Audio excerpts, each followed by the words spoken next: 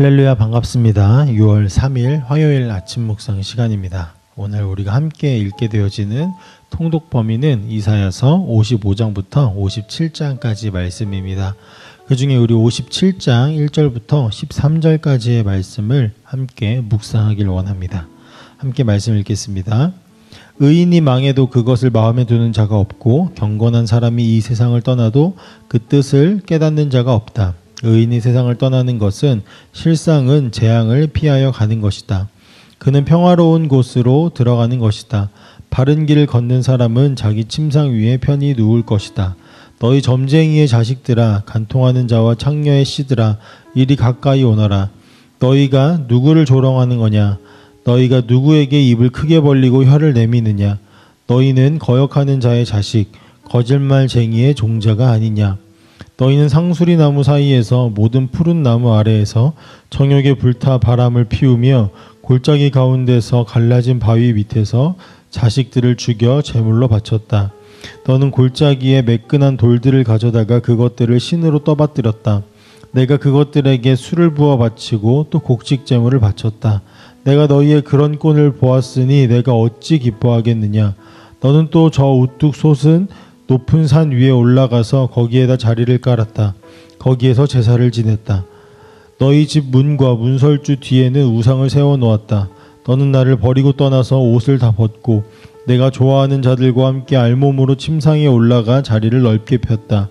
너는 그들과 함께 자려고 화대를 지불하고 거기에서 정욕을 불태웠다.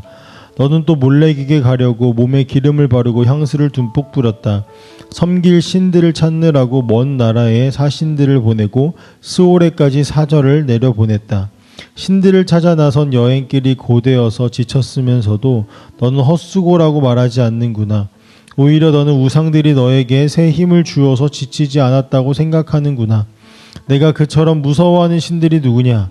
도대체 그 신들이 얼마나 무서우면 나를 속이면서까지 나를 까마득히 잊으면서까지 그 신들에게 매달리느냐? 내가 오랫동안 침묵하고 있었다고 내가 나를 경외하지 않는 것이냐? 너는 내가 하는 일이 다 옳다고 생각하겠지만 내가 한 일을 내가 다 폭로할 것이니 너의 우상들이 너를 돕지 못할 것이다. 너의 우상들에게 살려달라고 부르짖어 보아라. 오히려 바람이 우상들을 날려버릴 것이며 입김이 그것들을 쓸어버릴 것이다. 그러나 나에게로 피하여 오는 사람은 땅을 차지하며 거기에서 살고 나의 거룩한 성전에서 나를 예배할 것이다. 아멘.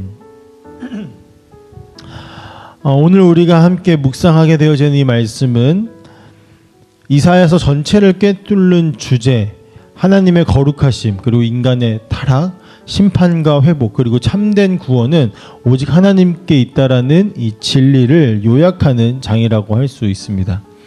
이사야서는 처음부터 우리를 거룩하신 하나님 앞에 서게 만들었습니다. 그 하나님 앞에서 죄는 감추어질 수 없고, 그래서 이사야는 회개와 정결, 메시아의 도래, 그리고 새 창조까지의 그 이야기로 우리를 이끌어가고 있습니다. 오늘 본문 57장은 그 중에서 하나님의 거룩하심 앞에 드러내는 백성들의 우상 숭배와 그리고 그 모든 것에도 불구하고 하나님께 피하는 자는 살아난다는 복음의 약속을 담아내고 있습니다.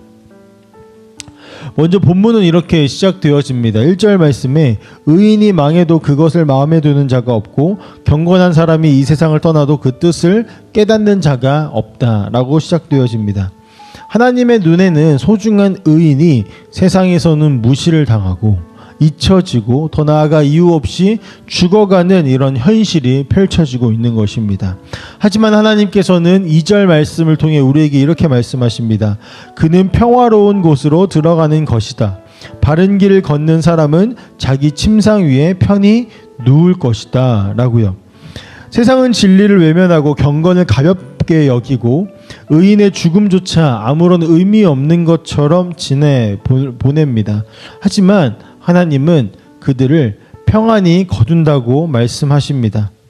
이 메시지는 우리에게 하나님은 이 세상의 기준과는 전혀 다른 시선으로 의를 보신다라는 그런 사실을 우리에게 알려주고 있습니다. 그리고 십자가에서 죽으신 예수 그리스도를 통해 하나님은 참된 의인의 죽음을 가장 고귀한 구속의 역사로 바꾸셨음을 우리는 기억할 수 있습니다. 의인의 죽음을 아무도 기억하지 않습니다. 하지만 하나님께서는 그 의인의 죽음이 평안한 곳으로 나아가는 곳이라고 말씀을 하시고, 더 나아가 자신의 평안이 아닌 온 세상의 평안을 이루게 되어지는 것으로 완전한 의인이신 예수 그리스도의 죽음을 사용하셨다라는 것이죠. 자, 이어서 하나님은 강력한 영적 고발을 선언하고 계시는데요.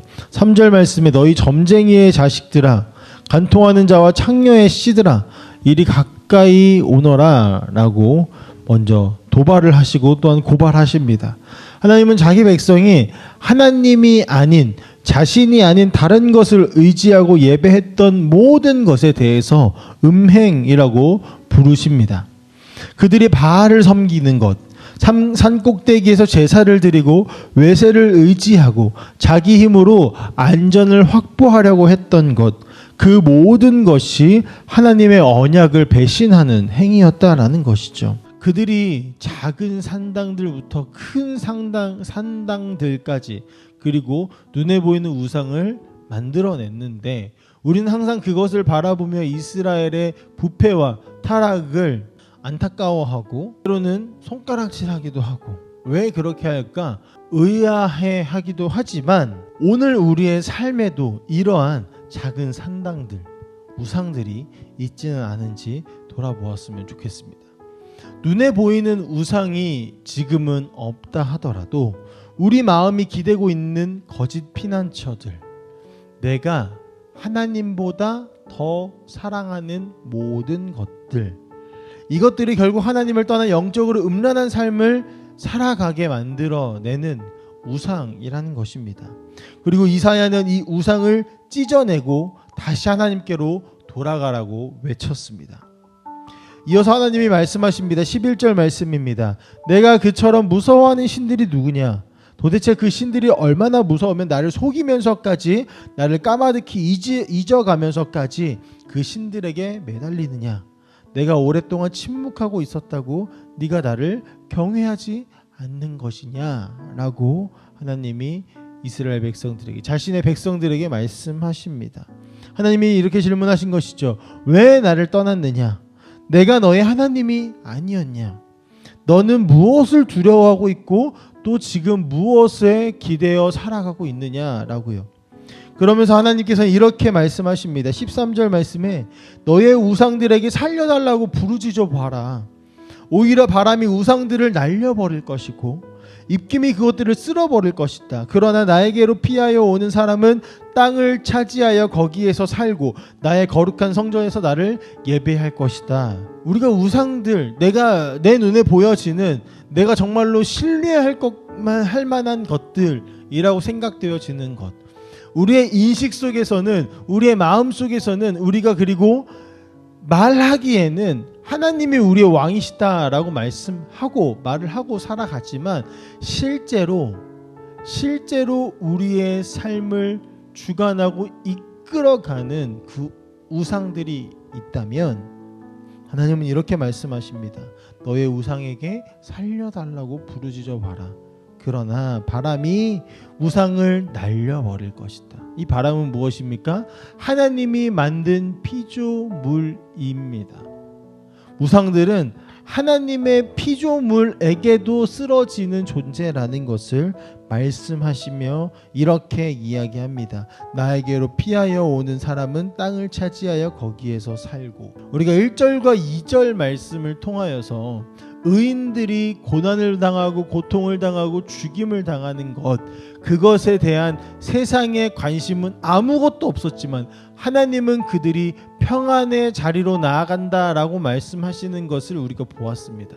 이 말씀은요, 1절부터 13절까지의 말씀은 어쩌면 샌드위치 구조라고 보여질 수도 있습니다. 1절과 2절 말씀에 하나님이 그들이 평안의 자리로 이끄셨다라는 것과 이 13절 말씀에 나에게로 피하여 오는 사람은 평안을 얻을 것이다. 땅을 차지하고 거기에서 살 것이다.